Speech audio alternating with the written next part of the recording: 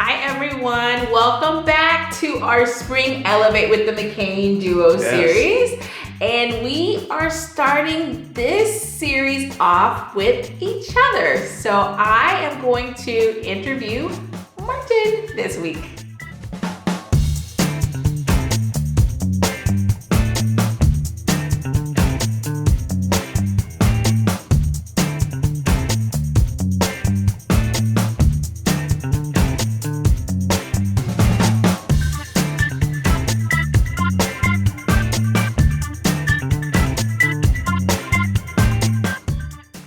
All right, welcome back everybody. So we are going to do interviews because we have so many new followers and we are so excited that you all are excited about our content and we want you to get to know us. So I'm going to interview Martin, who is my husband, in case you didn't know. He's a bass trombone player and you should definitely go check out some of our performance videos. We're definitely releasing more of those along with our educational content. So this is fun. I get to interview Martin and he doesn't know what I'm going to ask him. So let's start off. Martin has a very musical family. And so let's talk about your upbringing and how you have all these influences from music from your family. Yeah, definitely. My parents were not musicians, but they were raised by musicians. My dad's mom was a church organist. She taught piano lessons. My dad grew up in Philly and he went to high school with some pretty big name musicians. And I'm forgetting the pianist name. Leon Bates. Yeah, Leon Bates and just like so many other names too. So he grew up around music and, he took like clarinet. He actually played clarinet in the band. My mom, my mom's dad was a accomplished concert organist. He was the face of many different organ flyers back in the day. I grew up seeing him concertize and just practice literally every day, which was definitely influential to me as far as my practicing. Like my parents never told me to practice because that was just like a natural thing to do. Just seeing it. His mom was also a singer as well. My mom's mom, my grandmother, like her family owned a hotel in Jackson, Mississippi, which was also a juke joint. This hotel was the first hotel like owned by black people. They housed black people during the time of segregation, when no one could, when black people couldn't stay in regular hotels with white people. And they also at this juke joint, they hosted black musicians, which was awesome. I guess back then it was called the Chitlin Circuit. Ooh. And so wait. Now somebody might be thinking, I don't know what chitlins are. So tell them what chitlins are. Chitterlings is the word, but it's like I love chitlins personally. It's just like the beautiful part of the pig. I'm not going to say what part of the pig it is, but if you like pork rinds, it's essentially the same thing but fried. Oh, okay, but yeah, But like touring for black musicians back in the day, that's what we called it. And those were like the big venues for black musicians when we couldn't play in the Carnegie halls and what have you. So yeah, that was just a part of my background, and I'm extremely proud of it.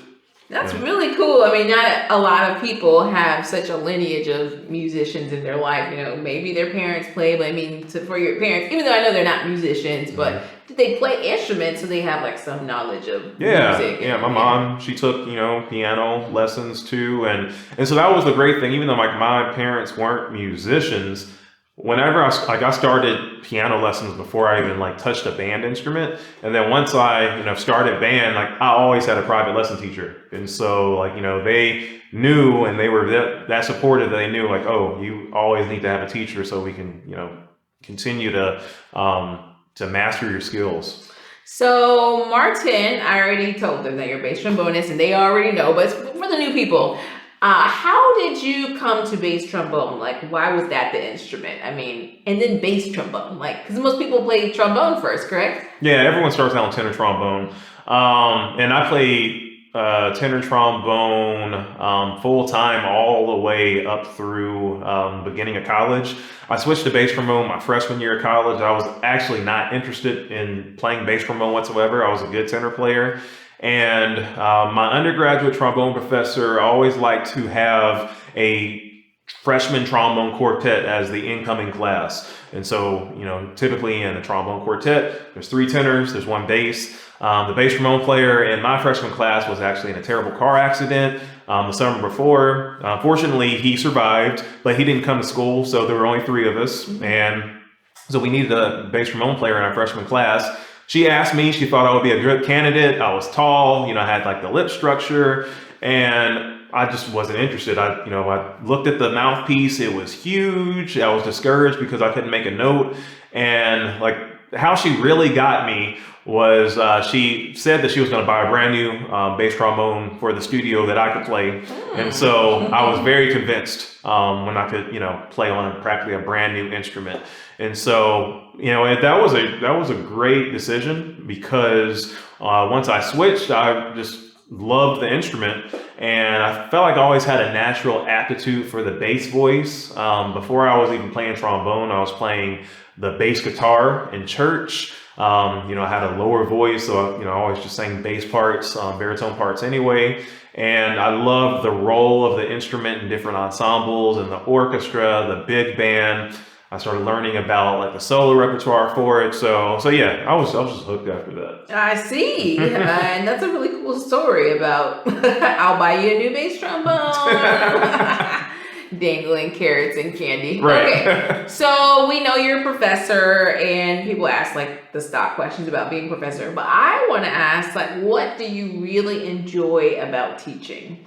There's a lot of things that I love about what I do, and as far as like in teaching, one, I love teaching the college/graduate students. I love teaching like that age. When they make a decision that this is what they want to do for their career, and I have so much knowledge and experience, and I love instilling that in students. I love seeing them like solve problems and like figuring things out. It's just really great. I love that I have the opportunity to work with students and then also to perform too. That's like a huge passion because I think it's really impossible to teach students to be performers and teachers if you're not doing those things yourself. Yeah, and he's very decorated, you all. Like he's won many teaching awards, and you've been recognized for that. And your students have been very successful too. They've gone on to. Well, I'll let you. It's your interview. You tell them what your students have done. Oh yeah, I mean, I've been teaching, for 15 years now, or this is year 16, and yeah, between like my 3 different teaching posts, and I've had students go to some of the major conservatories. Some students are recording with with musicians that I was looking up to. I mean, I saw like one of my first students at my first university this like recording with like Cheryl Lee Raff, who was a famous actor, or when I saw like they were on Instagram and who was it? I think Ronnie DeVoe from Belle Biv DeVoe was commenting on their stuff. I'm like, wow. I was like, Ronnie DeVoe? It's like, oh yeah, like I work with him all the time. I'm like, wow, that's awesome. Like tag me in the photo. Yeah, exactly. So students who are like, literally like making a living performing full time, even in the midst of the pandemic, are still like making it happen. And so yeah, like that's seeing things like that as an educator is just awesome. And then like they're doing that to their students, and like they're it just it's like a trickle effect. It's like a family tree, and it just kind of blends down. So it's just nice to see you're a part of like someone's growth and their progress. Yeah, he's developing a legacy, you all. So a trombone legacy of people. Okay, so we know you mentioned that performing is one of your passions, and you are really good at recording and coming up with recording projects. Tell them about that. Tell them about you as a recording artist and Martin as the performer too, and symphony musician. Yeah, I mean, well, I've been fortunate to be in like so many different situations, and that's kind of like what my career is. Like, I don't just do one thing. One week it'd be playing in a symphony, playing in a big band, doing Broadway work, recording work, and I felt if I was only doing one of those things exclusively, I would get bored very quickly. And I was just the type of person I was in school. I was doing everything. I was playing in all the type of ensembles. And I feel like that's a great way for me to give back to my students, because I can, tell them like the different responsibilities that comes to being in these different roles. You mentioned recording. I love recording. Like I love like being in a studio and just seeing like the ins and outs, and like having the headphones in your ears, and with some, if you're dealing with clip tracks, if you're working with like different like movie scores or whatnot. I think the very first movie soundtrack I did was with Willie Nelson. It's like because Texas, of course, being in Austin, but yeah, just like all these different scenes are just a lot of fun, personally, and especially when you're doing like a lot of different types of performing, it keeps you on your toes too. I feel like I'm a section player. I like to like blend with different sections, whether it's an orchestra section or a big band section. And so, yeah, that's a lot of fun. Yeah. And then obviously, as the McCain Duo, we play together, but let's talk about the things that you do outside of the McCain Duo. So you played with symphonies and you played with a quartet. What's been your favorite thing? If you had to choose. Gosh. Well, I know I'm your favorite thing. But besides McCain Duo, I'll let you out of that one. Well, what's been your other favorite thing? Seriously, that is my favorite thing, because there's nothing like, performing with your spouse. When you're playing with any type of, especially a chamber group, that is like a marriage. And so there's nothing like that. But people ask this question all the time, and I hate to like use a cop out. It's really hard to say like which one's my favorite, because like I said before, when I was in school, 1 hour, I was in orchestra. The next hour I was like in some type of chamber coaching. Another hour I was in big band. So I was used to doing that, like everything. And so, it's just my favorite ensemble or situation is the one that I'm doing at that time. That's, I'm just very blessed to be able to do all these things. And so, I can't say like I like one over the other. Oh, that was a good answer. Whatever I'm doing right now. But wifey made number one. Good job. Okay, so let's talk about what everybody's really here to hear is the barbecue. Okay? Oh, yeah. We know you're an amazing teacher and you have this amazing musical family legacy. You've won all these awards for everything related to bass trombone. And then currently and recently, especially I think during the pandemic, your barbecue stats have gone way up. And I will say, because I live with you, it tastes just as good as it looks on the pictures. So tell them about this hobby that you have. Yeah, well, I grew up in a barbecue capital in Memphis, Tennessee, and then being in Texas for like over 15 years, which is another barbecue capital. I've always loved barbecue. I just love the taste of it. And I also loved hosting and throwing parties back in the day. So that's kind of how it started. I remember the first barbecue party I had was probably like 2005. And it just started to become a hobby. I just wanted to get better at it because, especially if you like eating and you like to eat, might as well just do it yourself. So that's where it kind of started. And then I feel like it started, and then also, I said I like hosting. I loved doing, like having barbecues for my students too. And so I was doing that from my very first job at Houston-Tillotson University. And then I started getting more serious. And then of course, different, like the Access are having like different video shows like Barbecue Pit Masters and Pit Wars.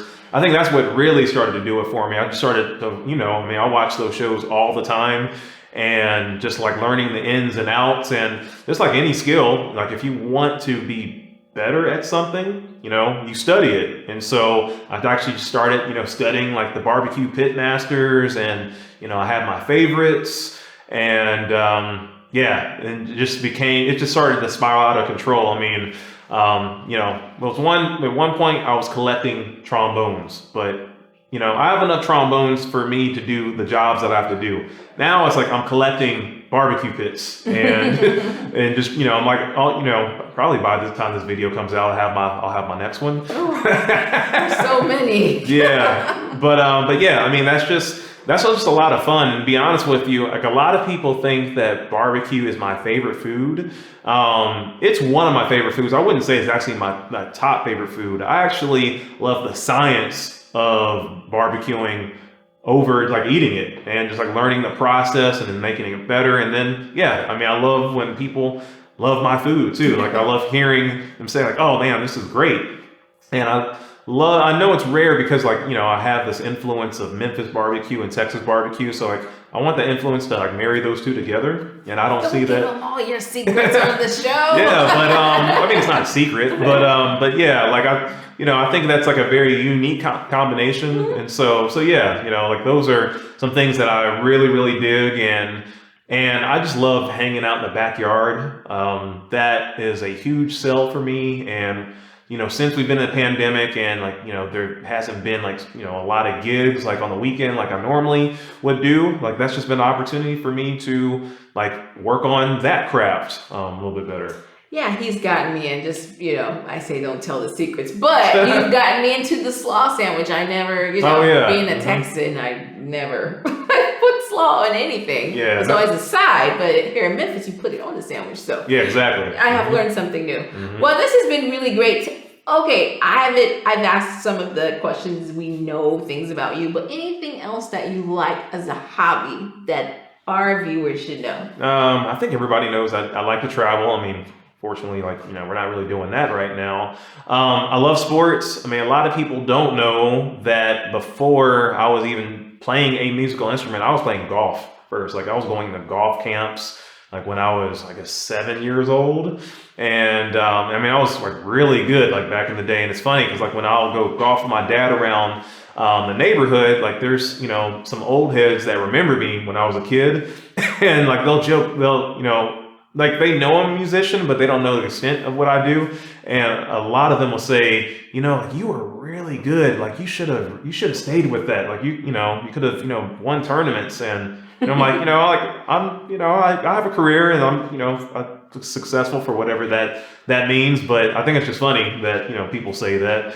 But yeah, I love sports. I'm a huge like boxing fanatic. I mean, I grew up like watching boxing and seeing like my parents would throw boxing parties and fight nights, like not even just my parents, just family members.